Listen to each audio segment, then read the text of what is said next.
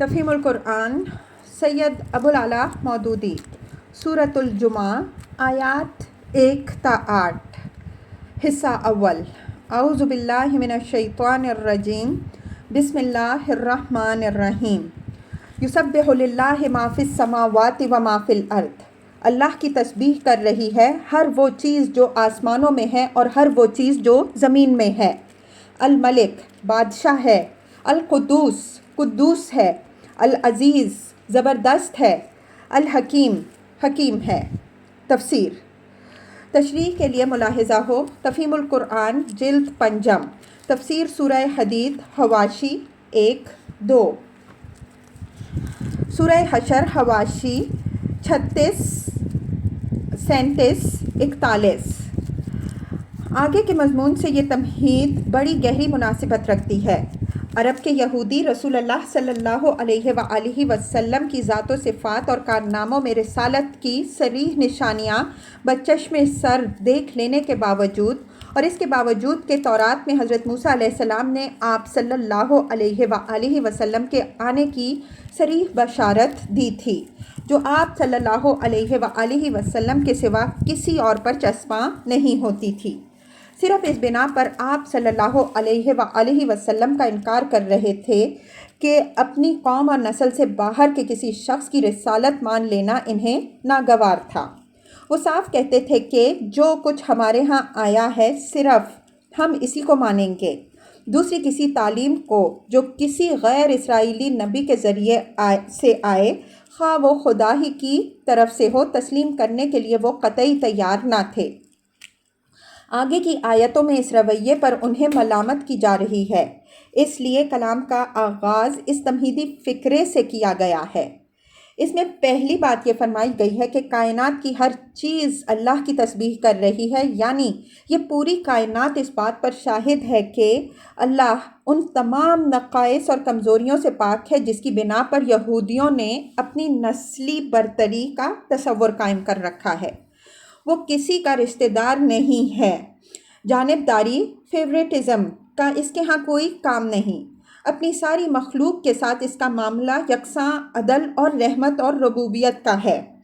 کوئی خاص نسل اور قوم اس کی چہیتی نہیں ہے کہ وہ خواہ کچھ کرے، بہرحال اس کی نوازشیں اسی کے لیے مخصوص رہیں، اور کسی دوسری نسل یا قوم سے اس کو عداوت نہیں کہ وہ اپنے اندر خوبیاں بھی رکھتی ہو تو وہ اس کی عنایات سے محروم رہے۔ پھر فرمایا گیا ہے کہ وہ بادشاہ ہے، یعنی دنیا کی کوئی طاقت اس کے اختیارات کو محدود کرنے والی نہیں ہے۔ تم بندے اور رعیت ہو، تمہارا یہ منصب کب سے ہو گیا کہ تم یہ طے کرو کہ وہ تمہاری ہدایت کے لیے اپنا پیغمبر کسے بنائے اور کسے نہ بنائے۔ اس کے بعد ارشاد ہوا کہ وہ قدوس ہے، یعنی اس سے بدرجہ منزہ اور پاک ہے کہ اس کے فیصلے میں کسی خطا اور غلطی کا امکان ہو۔ غلطی تمہاری سمجھ بوجھ میں ہو سکتی ہے، اس کے فیصلے میں نہیں ہو سکتی۔ آخر میں اللہ تعالیٰ کی دو مزید صفتیں بیان فرمائی گئی ہیں، ایک یہ کہ وہ زبردست ہے، یعنی اس سے لڑ کر کوئی جیت نہیں سکتا، دوسری یہ کہ وہ حکیم ہے، یعنی وہ جو کچھ کرتا ہے وہ عین مقتضائے دانش ہوتا ہے، اور اس کی تدبیریں ایسی محکم ہوتی ہیں کہ دنیا میں کوئی ان کا توڑ نہیں کر سکتا۔ هو الذی بعث فی الامیین رسولا منہم، وہی ہے جس نے امیوں کے اندر سے ایک رسول خود انہی میں سے اٹھایا۔ تفسیر: یہاں امی کا لفظ یہودی اصطلاح کے طور پر آیا ہے اور اس میں ایک لطیف طنز پوشیدہ ہے۔ اس کا مطلب یہ ہے کہ جن کو یہودی حقارت کے ساتھ امی کہتے ہیں اور اپنے مقابلے میں ذلیل سمجھتے ہیں، انہی میں اللہ غالب و دانا نے ایک رسول اٹھایا ہے۔ وہ خود نہیں اٹھ کھڑا ہوا بلکہ اس کا اٹھانے والا ہے، جو کائنات کا بادشاہ ہے، زبردست ہے، حکیم ہے، جس کی قوت سے لڑ کر یہ لوگ اپنا ہی کچھ بگاڑیں گے، اس کا کچھ نہیں بگاڑ سکتے۔ معلوم ہونا چاہیے کہ قرآن مجید میں امی کا لفظ متعدد مقامات پر آیا ہے اور سب جگہ اس کے معنی ایک ہی نہیں ہیں، بلکہ مختلف مواقع پر وہ مختلف معنوں میں استعمال ہوا ہے۔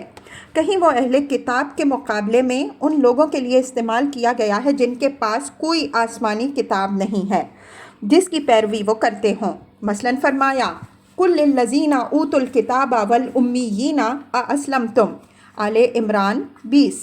اہل کتاب اور امیوں سے پوچھو کیا تم نے اسلام قبول کیا؟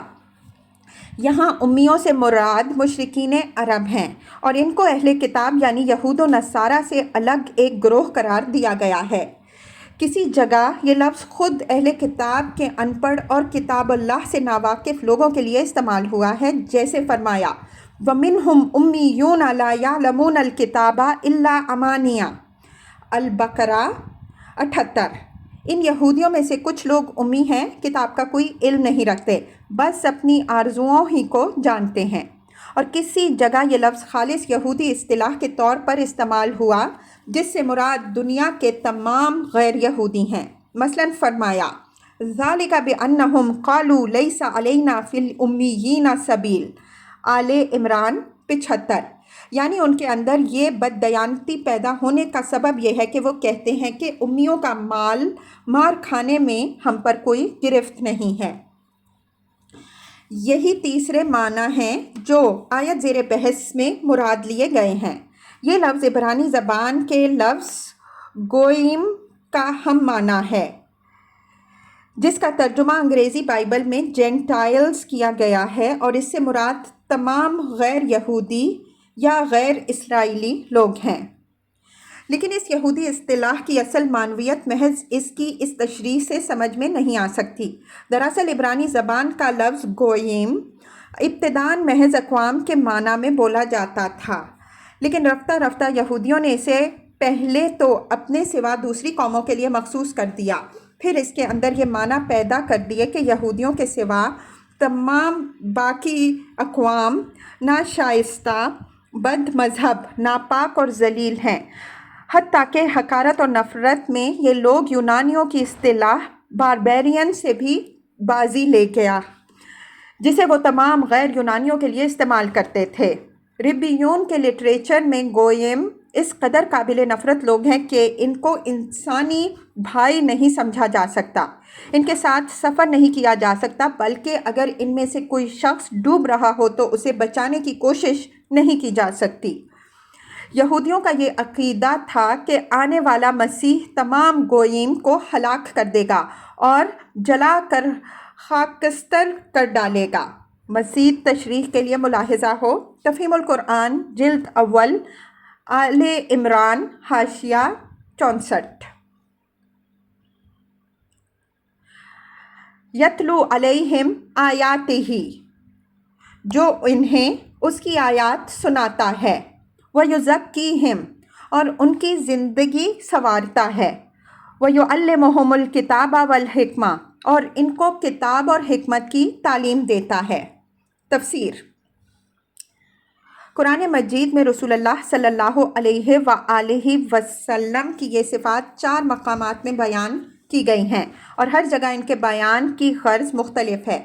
البقرہ آیت 129 میں ان کا ذکر اہل عرب کو یہ بتانے کے لیے کیا گیا ہے کہ حضور صلی اللہ علیہ وآلہ وسلم کی بعثت، جسے وہ اپنے لیے زحمت و مصیبت سمجھ رہے تھے، در حقیقت ایک بڑی نعمت ہے جس کے لیے حضرت ابراہیم علیہ السلام اور حضرت اسماعیل علیہ السلام اپنی اولاد کے لیے اللہ تعالیٰ سے دعائیں مانگا کرتے تھے۔ البقرہ آیت 151 میں انہیں اس لیے بیان کیا گیا ہے کہ مسلمان حضور صلی اللہ علیہ وآلہ وسلم کی قدر پہچانیں اور اس نعمت سے پورا فیض حاصل کریں جو حضور صلی اللہ علیہ وآلہ وسلم کی بعثت کی صورت میں اللہ تعالیٰ نے انہیں عطا فرمائی ہے۔ آل عمران آیت 164 میں منافقین اور ضعیف الایمان لوگوں کو یہ احساس دلانے کے لیے ان کا اعادہ کیا گیا ہے کہ وہ کتنا بڑا احسان ہے جو اللہ تعالیٰ نے ان کے درمیان اپنا رسول بھیج کر کیا ہے، اور یہ لوگ کتنے نادان ہیں کہ اس کی قدر نہیں کرتے۔ اب چوتھی مرتبہ انہیں اس سورہ میں دہرایا گیا ہے جس سے مقصود یہودیوں کو یہ بتانا ہے کہ محمد صلی اللہ علیہ وآلہ وسلم تمہاری آنکھوں کے سامنے جو کام کر رہے ہیں وہ صریحاً ایک رسول کا کام ہے۔ وہ اللہ کی آیات سنا رہے ہیں جن کی زبان، مضامین، انداز بیان، ہر چیز اس بات کی شہادت دیتی ہے کہ فی الواقع وہ اللہ ہی کی آیات ہیں۔ وہ لوگوں کی زندگیاں سنوار رہے ہیں، ان کے اخلاق اور عادات اور معاملات کو ہر طرح کی گندگیوں سے پاک کر رہے ہیں اور ان کو اعلیٰ درجے کے اخلاقی فضائل سے آراستہ کر رہے ہیں۔ یہ وہی کام ہے جو اس سے پہلے تمام انبیاء علیہم السلام کرتے رہے ہیں۔ پھر وہ صرف آیات ہی سنانے پر اکتفا نہیں کرتے، بلکہ ہر وقت اپنے قول اور عمل سے اور اپنی زندگی کے نمونے سے لوگوں کو کتاب الہی کیا منشا سمجھا رہے ہیں اور ان کو اس حکمت و دانائی کی تعلیم دے رہے ہیں جو انبیاء علیہم السلام کے سوا آج تک کسی نے نہیں دی ہے۔ یہی سیرت اور کردار اور کام ہی تو انبیاء علیہم السلام کا وہ نمایاں وصف ہے جس سے وہ پہچانے جاتے ہیں۔ پھر یہ کیسی ہٹ دھرمی ہے کہ جس کا رسول برحق ہونا اس کے کارناموں سے اعلانیہ ثابت ہو رہا ہے، اس کو ماننے سے تم نے صرف اس لیے انکار کر دیا کہ اللہ نے اسے تمہاری قوم کے بجائے اس قوم میں سے اٹھایا جسے تم امی کہتے ہو۔ وَإِن كَانُوا مِن قَبْلُ لَفِي ضَلَالٍ مُبِينٍ، حالانکہ اس سے پہلے وہ کھلی گمراہی میں پڑے ہوئے تھے۔ تفسیر: یہ حضور صلی اللہ علیہ وآلہ وسلم کی رسالت کا ایک اور ثبوت ہے جو یہودیوں کی آنکھیں کھولنے کے لیے پیش کیا گیا ہے۔ یہ لوگ صدیوں سے عرب کی سرزمین میں آباد تھے اور اہل عرب کی مذہبی، اخلاقی، معاشرتی اور تمدنی زندگی کا کوئی گوشہ ان سے چھپا ہوا نہ تھا۔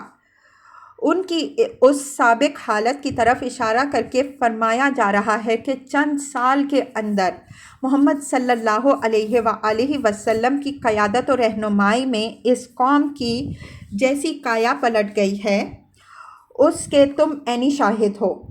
تمہارے سامنے وہ حالت بھی ہے جس میں یہ لوگ اسلام قبول کرنے سے پہلے مبتلا تھے، وہ حالت بھی ہے جو اسلام لانے کے بعد ان کی ہو گئی، اور اسی قوم کے ان لوگوں کی حالت بھی تم دیکھ رہے ہو جنہوں نے ابھی اسلام قبول نہیں کیا۔ کیا یہ کھلا کھلا فرق جسے ایک اندھا بھی دیکھ سکتا ہے تمہیں یہ یقین دلانے کے لیے کافی نہیں ہے کہ یہ ایک نبی کے سوا کسی کا کارنامہ نہیں ہو سکتا، بلکہ اس کے سامنے تو پچھلے انبیاء علیہم السلام تک کے کارنامے ماند پڑ گئے ہیں۔ وَآخَرِينَ مِنْهُمْ لَمَّا يَلْحَقُوا بِهِمْ، اور اس رسول کی بعثت ان دوسرے لوگوں کے لیے بھی ہے جو ابھی ان سے نہیں ملے ہیں۔ تفسیر: یعنی محمد صلی اللہ علیہ وآلہ وسلم کی رسالت صرف عرب قوم تک محدود نہیں ہے، بلکہ دنیا بھر کی ان دوسری قوموں اور نسلوں کے لیے بھی ہے جو ابھی آ کر اہل ایمان میں شامل نہیں ہوئی ہیں مگر آگے قیامت تک آنے والی ہیں۔ اصل الفاظ ہیں وَآخَرِينَ مِنْهُمْ لَمَّا يَلْحَقُوا بِهِمْ، دوسرے لوگ ان میں سے جو ابھی ان سے نہیں ملے ہیں۔ اس میں لفظ منہم، ان میں سے، کے دو معنی ہو سکتے ہیں۔ ایک یہ کہ وہ دوسرے لوگ امیوں میں سے یعنی دنیا کی غیر اسرائیلی قوموں میں سے ہوں گے، دوسرے یہ کہ وہ محمد صلی اللہ علیہ وآلہ وسلم کو ماننے والے ہوں گے جو ابھی اہل ایمان میں شامل نہیں ہوئے مگر بعد میں آ کر شامل ہو جائیں گے۔ اس طرح یہ آیت من جملہ ان آیات کے ہے جن میں تصریح کی گئی ہے کہ رسول اللہ صلی اللہ علیہ وآلہ وسلم کی بعثت تمام نوع انسانی کی طرف ہے اور ابد تک کے لیے ہے۔ قرآن مجید کے دوسرے مقامات جہاں اس مضمون کی صراحت کی گئی ہے حسب ذیل ہیں: الانعام آیت 19، الاعراف 158، الانبیاء 107، الفرقان 1، سبا 28۔ مزید تشریح کے لیے ملاحظہ ہو تفہیم القرآن جلد 4، تفسیر سورہ سبا، حاشیہ 47۔ وَهُوَ الْعَزِيزُ الْحَكِيمُ، اللہ زبردست اور حکیم ہے۔ تفسیر: یعنی یہ اسی کی قدرت و حکمت کا کرشمہ ہے کہ ایسی ناتراشیدہ امی قوم میں اس نے ایسا عظیم نبی پیدا کیا جس کی تعلیم و ہدایت اس درجے انقلاب انگیز ہے، اور پھر ایسے عالمگیر ابدی اصولوں کی حامل ہے جن پر تمام نوع انسانی مل کر ایک امت بن سکتی ہے اور ہمیشہ ہمیشہ ان اصولوں سے رہنمائی حاصل کر سکتی ہیں۔ کوئی بناوٹی انسان خواہ کتنی ہی کوشش کر لیتا، یہ مقام و مرتبہ کبھی حاصل نہیں کر سکتا تھا۔ عرب جیسی پسماندہ قوم تو درکنار، دنیا کی کسی بڑی سے بڑی قوم کا کوئی ذہین سے ذہین آدمی بھی اس پر قادر نہیں ہو سکتا کہ ایک قوم کی اس طرح مکمل طور پر کایا پلٹ دے اور پھر ایسے جامع اصول دنیا کو دے دے جن پر ساری نوع انسانی ایک امت بن کر ایک دین اور ایک تہذیب کا عالمگیر و ہماگیر نظام ابد تک چلانے کے قابل ہو جائے۔ یہ ایک معجزہ ہے جو اللہ کی قدرت سے رونما ہوا ہے، اور اللہ ہی نے اپنی حکمت کی بنا پر جس شخص، جس ملک اور جس قوم کو چاہا ہے اس کے لیے انتخاب کیا ہے۔ اس پر اگر کسی بے وقوف کا دل دکھتا ہے تو دکھتا رہے۔ ذالک فضل اللہ یؤتیہ من یشاء، یہ اس کا فضل ہے جسے چاہتا ہے دیتا ہے۔ واللہ ذو الفضل العظیم، اور وہ بڑا فضل فرمانے والا ہے۔